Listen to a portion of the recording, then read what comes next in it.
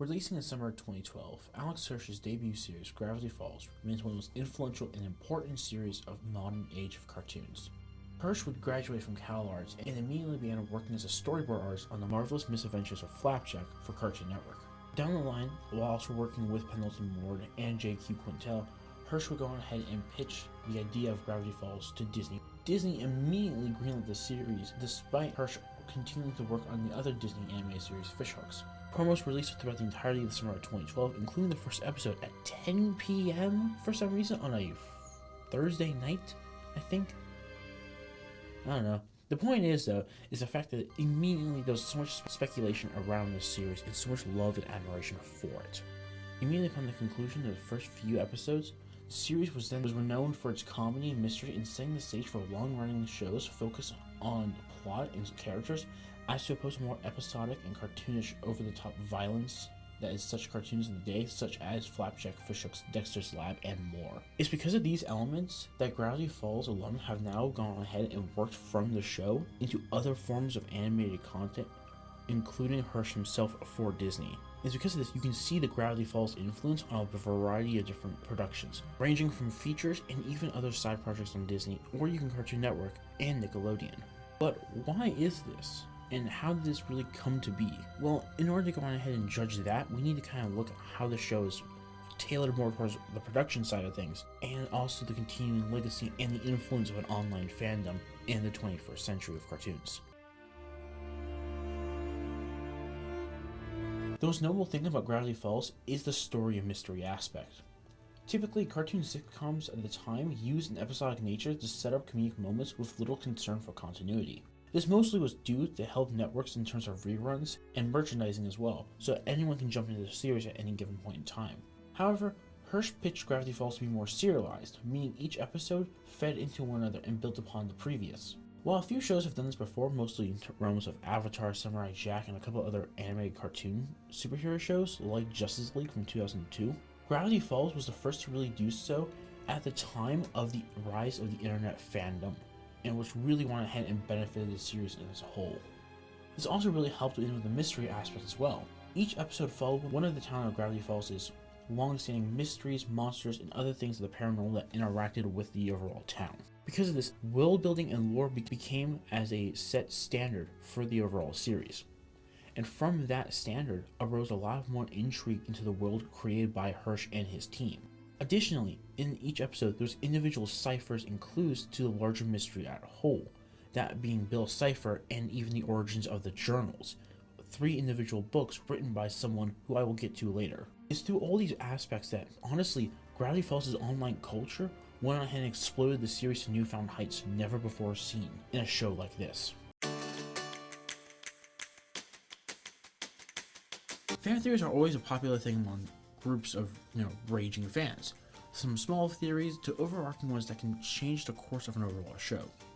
Gravity Falls really held both of these, mostly in terms of Bill Cipher's origins, the author of the journals, Deborah Pines' real name. That last one's kind of stupid. It's just Mason. I don't care if it's a spoiler from one of the actual in real life books. It's just really dumb. Actually, it's not. Makes sense. I like Mason. It's a cool name. Anywho, it was through a lot of these theories and little ciphers included in the credits that led to hundreds of fans to go in and speculate about what would happen throughout the course of the show. This meant after every new episode being released, the immediate conversation and discourse about where the show was heading began. I use the term discourse to mostly go ahead and meant like conflicting theories, different ideas, interpretations, stuff like that. But it's because it made the show's audience feel smart and feel like the detectives from the series. And because of its online fan base and online fandom, merchandise sales shot up for Gravity Falls, reruns shot up for Gravity Falls, DVD sales shot up. It became a commercial juggernaut because of how much the fandom has truly influenced the show and influences Disney's decisions behind these shows. Additionally, offline, Disney assisted Hirsch in the creation of a real-life scavenger hunt for a Bill Cipher statue. While the statue itself wasn't really anything of value in terms of the overarching series, it continued to go ahead and play into the larger role a fandom can have for a show. And because of it, it was an international journey that took place over the course of 3 weeks, ranging from St. Petersburg to Kyoto to Tokyo, and then across America. For completing the scavenger hunt, Fans were given some deleted scenes of Gravity Falls, so it was a nice little treat, but ultimately didn't really add that much to the overall storyline. But it's because of these fans we also go ahead and get mass sales of merchandise. Just recently, a book was released for Gravity Falls in mid-March of 2022. The series ended in 2016. Consistently, Hirsch and his crew continue to make products and lore for the show that continue to build upon previous events, and or the events that took place before the series overall. But it's because of this that fans began to go ahead and continue to support the series through thick and thin no matter what.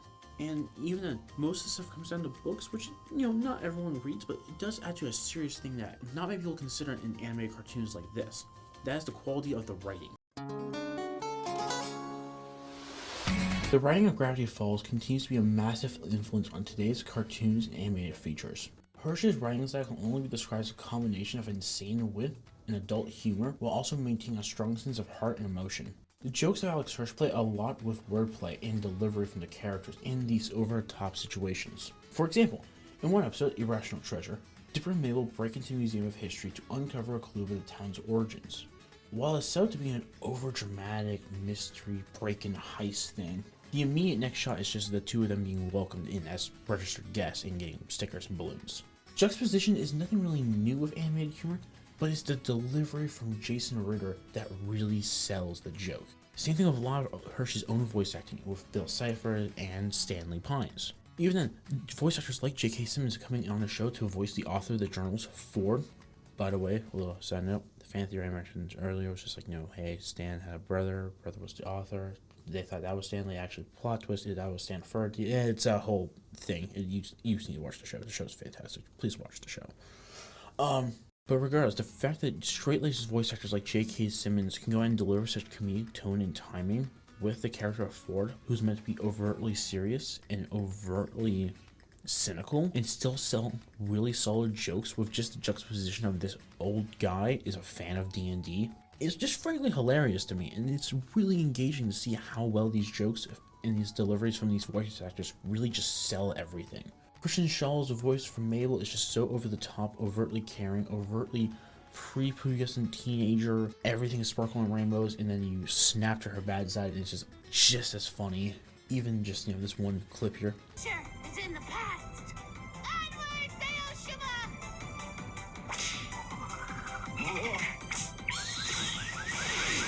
It just makes no sense, but it's a combination of timing, pitch, and these actions taken by the characters that make the comedy so good.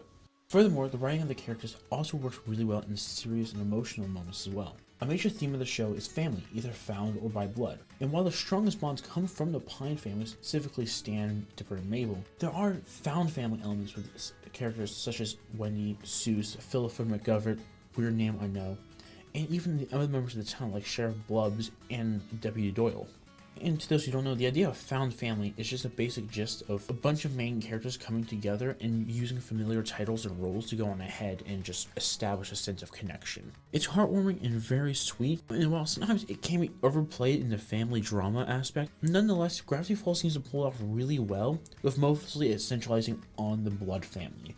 And again, this concept wasn't really invented by Gravity Falls. It's been around for a good long while, but it's the funness of it all that has been spread to other series around the 2010s, like Star Wars Rebels, The Owl House, Amphibia, and even Inside Job. While blood family relationships have worked in with Inside Job as well, and also the feature Mitchells vs. the Machines. Granted, that's not a 2010 movie, it's a 2020 movie, but nonetheless, Hirsch is given a story credit, and his comedy and influence really show mixed in with Phil Lord and Chris Miller. As a result, you can really tell where Hirsch has worked on before and where his visual and comedic writing styles continue to go ahead and play. Especially now that themes of found and blood family have really skyrocketed in the animated scene alongside serialized television with animated cartoons over the past 10 years. This all leads to my biggest idea about Gravity Falls, and that is the show's influence and Alex Hirsch's influence on the animation industry as a whole.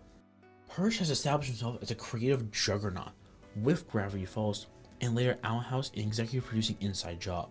All three shows have been met with critical and financial success that it really is no surprising anymore that a lot of people ask for Hirsch to come and work for them or work with them. Gravity Falls has continued to be developed with the pages of books and the programming of video games now in the works, and it just continues to be sell over and over and over again. It's not so much that Disney does not want to release Hirsch, it's so much so that Disney recognizes the financial and critical success of the entire Gravity Falls franchise. Furthermore, Hirsch's own comedic style has spread to numerous shows and movies since the series' end. The absurdity in some jokes from the Owl House, Amphibia, Mitchell's vs. Machines, Inside Job, heck, even Adventure Time and Regular Show have all had similar jokes and or brand of humor as well. It's also from these that the theming of family, theming of blood, theming of friendship, and the theming of like impossible odds with the underdog losers and mystery serialized shows have all stemmed from Hirsch's influence. Pendleton Ward of Adventure Time fame, J.Q. Quintel of Regular Show and Close Enough, Rebecca Sugar of Steven Universe, and contemporaries like Darren F.C. have all cited Hirsch as a major source of influence for their shows, whether it be theming, comedy, ideas, world building, everything. Heck, some of the shows were even airing at the same time as Gravity Falls, and they were still cited to be influenced by Gravity Falls. Whether this was an internal thing of Hirsch blending with other creators or not is entirely up in the air at this point. Hirsch's writing, comedic timing, direction, and themes continue to generate one of the largest online fandoms in recent memory with Gravity Falls. They really push for the serialized and character-driven narratives as opposed to more episodic and overtly comedic tones often found in cartoons, at least here in the West. Online critics of recent anime series, again, Inside Job, Hell of a Boss, The Dragon Prince, and more, have all cited a similar feel or tone to Gravity Falls or Avatar: The Last Airbender. Again, neither show invented serialization or the financial and critical successes that can come from shows like this, but it is clear that a majority of these shows have drawn influence upon Avatar and Gravity Falls. Overall, because of that, it's clear to me and a lot of other people that Gravity Falls and Alex Hirsch continue to be one of the most influential forces in the animated industry and will continue to push the industry to new heights beyond just the 2010s.